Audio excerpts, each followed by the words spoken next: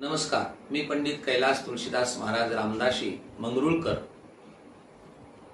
शिवसमर्थ ज्योतिष बीड।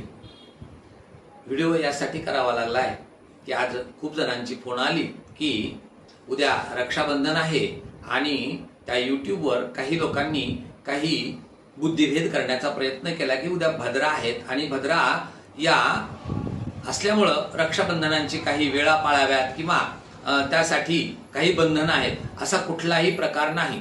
ही सर्व मंडळी भ्रामक विचाराने आपल्याला कुठेतरी बुद्धिभेद करत आहेत।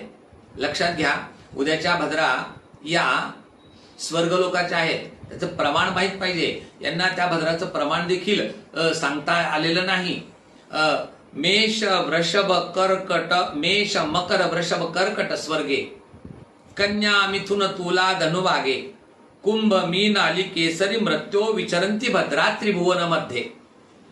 थोडक्यात मला हे सांगायचंय की उद्याच्या भद्रा या मकर राशीच्या आहेत आणि त्या स्वर्ग लोकामध्ये निवास करतात आणि स्वर्ग लोकातल्या भद्राचं प्रमाण असं आहे, स्वर्गे भद्रा शुभम कार्यम पातालेच धनागमम।